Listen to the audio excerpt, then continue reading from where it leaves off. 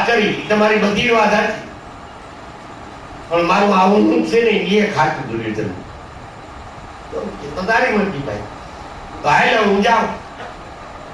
કે અમે જમવાનું બને, હું 1 મહિનાથી તૈયારી કરું. કે મને પણ ખાવું નથી, મારે એમાં શું કરવું? હે અરે રોકાઈ જાવ છે, જમીન જાઓ કે નથી જાવ. તો ત્યાંથી કૃષ્ણ હાલતા થાય તો બીજા પૂછે કે ભગવાન તમે ખાવાની કે ખાઈને જમીન ક્યાં જમીન? કે હાલ ઓધા વિદુર ગાય ઘેર જાય. મેં તાંજરિયાની ભાજી બંટીનો રોટલો ખાધો પણ ઓલાનું ન હોય. એમ આપણે એક 40 રકાબી પાઈ દઈએ અને ગાંઠિયા હોકરામ ખવડાવી દઈએ અને હવારામાં જવાનું હોય શેમાં પંચમાં, તો ફરી જાય રાત થઈ રાતે હોકરામ ગાંઠિયા પીડાવે. એનાથી ભક્તિ ન થાય. કે લાયકા બાયકાની પાંડાઈ ભેરીએ ને એનાથી ભક્તિ જ ન થાય. એમ ભક્તિ કરવી તો અડગ મન રાખ, સદગુરુ ચરણ વિશ્વાસ રાખ, શ્રદ્ધા અને વિશ્વાસ એટલે તો આપણે સાંઈ બાબા ને શ્રદ્ધા સબૂરી એટલે જ છે.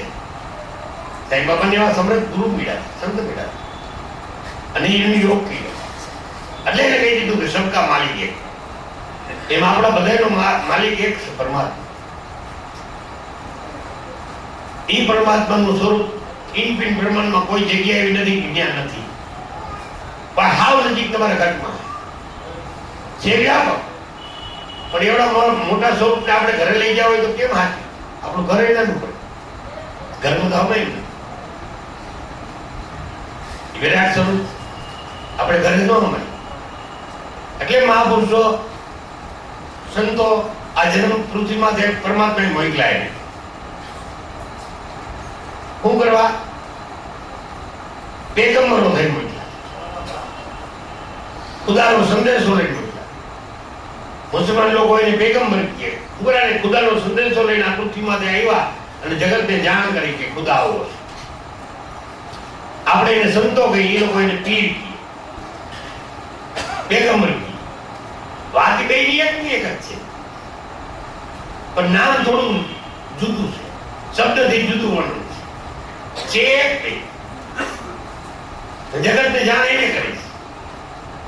આપણે નથી કહેતા મોહમ્મદ પેગમ્બર સાહેબ મુસલમાનો થઈ ગયા, પણ એ પેગમ્બર ખુદાનો સંદેશો લઈને આવ્યા.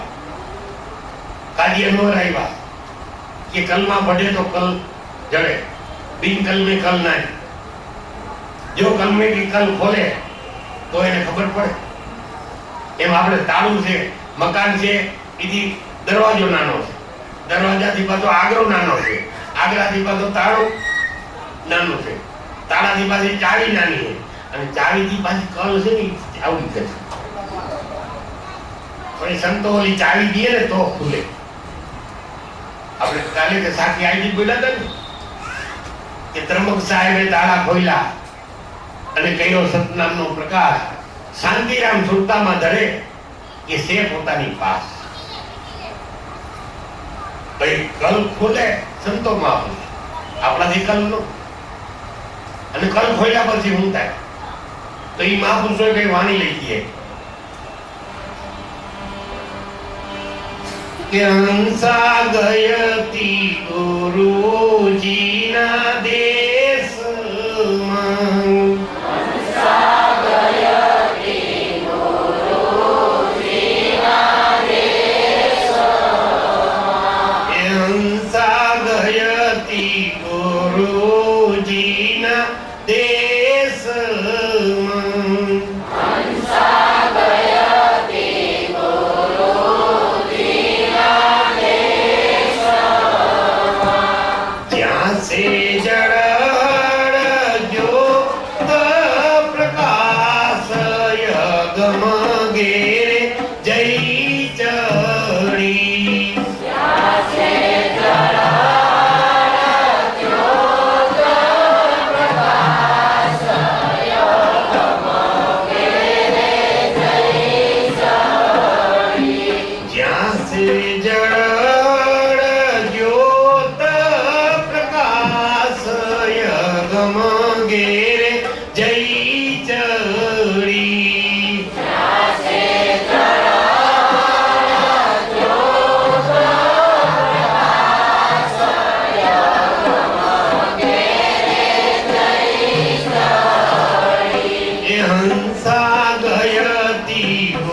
ગુરુજીના દેશમાં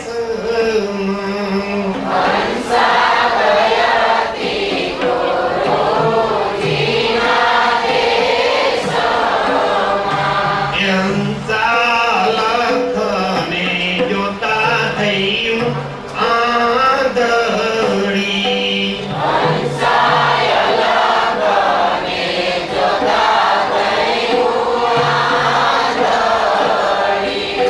હંસાય લખને જોતા થયું આંધળી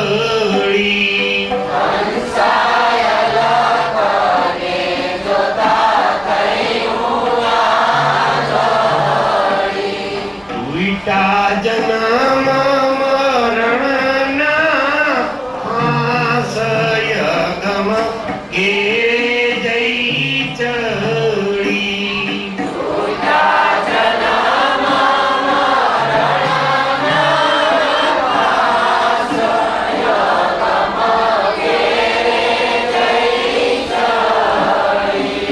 ઉઈટા જન્મ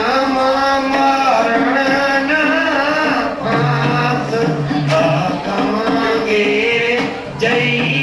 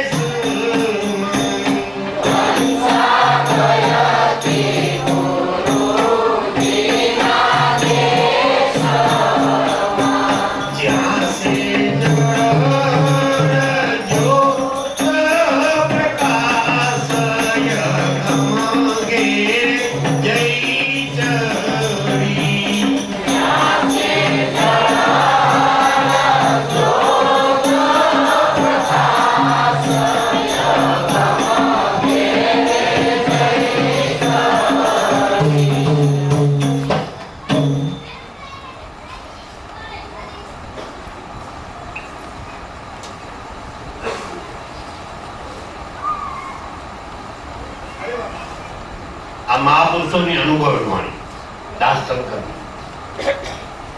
પોતાની સુરતા એવા એને સંત મહાપુરુષ જ્ઞાની જ્ઞાની બ્રહ્મનિષ્ઠ મળતા એને સુરતાને જાગૃત કરી અને શબ્દમાં લગાડ્યા પછી એને સુરતા શબ્દનું મિલન થતા પોતાને અનુભવ થયો તો પોતાની સુરતા ગઈ કે હંસા ગઈ હતી ગુરુજીના દેશ. ગુરુનો દેશ એટલે શબ્દ સત સમાધિ ગુરુનો દેશ, બીજો કોઈ ગુરુનો દેશ નથી. એટલે કે ગઈ હતી ગુરુજીના દેશમાં તો કે ત્યાં હું જોયું કે જળહળ જ્યોત પ્રકાશ, ત્યાં અંજવાળું અંજવાળું અંજવાળું છે. જીવને કીધું કે ગુરુજી આવ્યા મારે અંજવાળું. એમ સંત મળવા પછી આપણે સુરતાને અંજવાળું જ છે કાયમ માટે. એટલે દાસ શંકર કીધું ગઈ થી મારી સુરતા ગુરુજીના દેશમાં, જ્યાં છે જળહળ જ્યોત પ્રકાશ, અગમ કોઈ કીધું ને મહાપુરુષે કે અગમ અગોચર બ્રહ્મ હે, ગમ કરી ખોજો ઘટ માય, મતા મીટે વરણ ભેદ કા, તો સાહેબ કા ઘર દૂર ના. વરણનો મતો મટી જાય તો સાહેબનું ઘર દૂર ન. અગમ, અગમ એટલે ગમ ન પડે એવું છે. અગોચર આ દ્રષ્ટિમાં ન આવે. અગોચર એટલે નહીં. જો આ દ્રષ્ટિમાં આવી જાય તો દુર્યોધન આખી જિંદગી કૃષ્ણ ભગવાન આમો રહ્યો. હે, આખી જિંદગી દુર્યોધન